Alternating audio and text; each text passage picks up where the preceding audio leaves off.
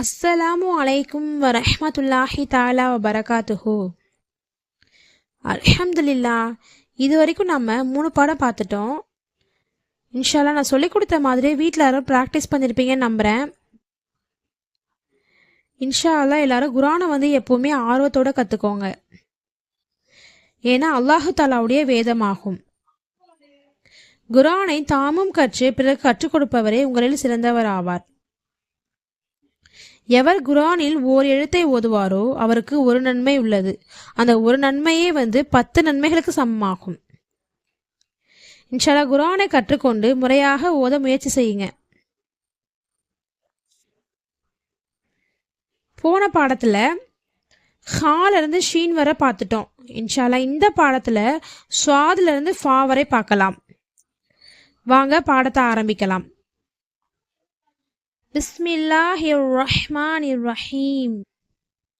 ஸ்வாத்.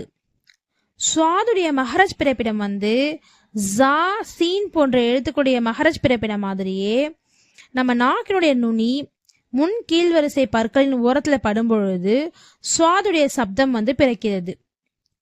ஸ்வாத் ஸ்வாத்.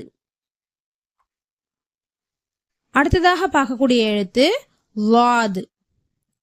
லாதினுடைய மஹரஜ் பிறப்பிடம் நாவின் ஓரம் வலதுபுறம் அல்லது இடதுபுறம் மேல் கடவாய் பற்களின் வேரை தொடும்போது லாதுடைய உச்சரிப்பு பிறக்கப்படுகிறது. அதாவது நம்ம நாவினுடைய ஓரம் இருக்கு இல்லையா, அது நம்மளுடைய வலதுபுறம் இல்லை இடதுபுறம் உள்ள கடவாய் பற்களோட இந்த வேரை தொடும் பொழுது லாத் என்ற உச்சரிப்பு பிறக்கப்படுகிறது. லாத் லாத்.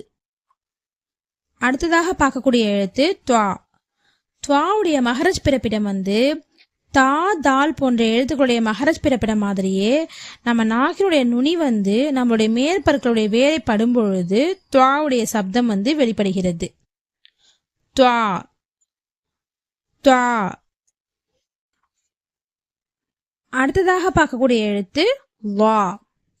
லாவுடைய மஹரஜ் பிறப்பிடம் சா ஜா போன்ற எழுத்துக்களுடைய மஹரஜ் பிறப்பிடம் மாதிரியே நம்ம நாவினுடைய நுனி மேற்பற்களுடைய ஓரத்துல படும்போது லாவுடைய உச்சரிப்பு வெளிப்படுகிறது.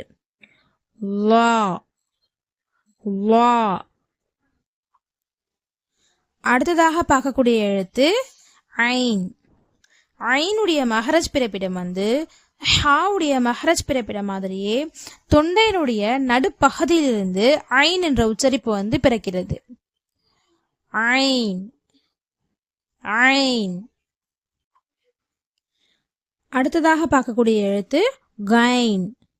கைனுடைய மஹரஜ் பிறப்பிடம் ஹாவுடைய மஹரஜ் பிறப்பிடம் மாதிரியே தொண்டையினுடைய ஆரம்ப பகுதியிலிருந்தே கைனுடைய உச்சரிப்பு வெளிப்படுகிறது.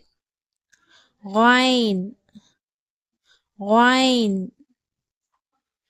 அடுத்ததாக பார்க்கக்கூடிய எழுத்து ஃபா. ஃபாவுடைய மஹரஜ் பிறப்பிடம் மேற்பற்களின் ஓரம் கீழ் உதட்டின் உட்பகுதியை தொடும்பொழுது ஃபாவுடைய உச்சரிப்பு பிறக்கப்படுகிறது. அதாவது நம்மளுடைய மேல் வரிசை பற்கள் பற்கள் கீழ் உதட்டில் உள்பகுதி இருக்கு இல்லையா, அந்த இடத்துல படும்பொழுது ஃபாவுடைய சப்தம் பிறக்கப்படுகிறது. ஃபா ஃபா. அல்ஹம்துலில்லாஹ். இன்றைய பாடத்துல ஸ்வாதுல இருந்து ஃபா வரை பார்த்துட்டோம். இன்ஷா அல்லாஹ் அடுத்த பாடத்துல காஃப்ல இருந்து யா வரை பார்க்கலாம். இன்றைய பாடம் உங்க எல்லாருக்கும் யூஸ்ஃபுல்லா இருக்கும்னு நினைக்கிறேன். இன்ஷா அல்லாஹ் நீங்களும் வீட்டுல எல்லாரும் இந்த எழுத்துக்களை உச்சரிப்போட சொல்லி பாருங்க. குரான் ஷரீஃபை தஜ்வீத் சட்டங்களோட பேணி அழகாக ஓதுங்கள் அப்படின்னு அல்லாஹ் தன்னோட திருமறையில் கூறியுள்ளான். எனவே நாமும் தஜ்வீத் முறைப்படி கற்றுக்கொண்டு இன்ஷா அல்லாஹ் உச்சரிப்போட ஓதுவோம். இன்ஷா அல்லாஹ் இந்த வீடியோவை பிறருக்கும் எத்தி வைங்க. அதன் மூலியமா குரான் ஓத தெரியாதவர்கள் ஓத கற்றுக்கொண்டால் அதனுடைய நன்மையை நம் அனைவருக்கும் அல்லாஹ் வழங்குவானாக. இதனுடைய தொடர்ச்சியா அடுத்த பாடத்துல நான் உங்களை சந்திக்கிறேன். அஸ்ஸலாமு அலைக்கும் வரஹ்மத்துல்லாஹி தஆலா வபரகாத்துஹு.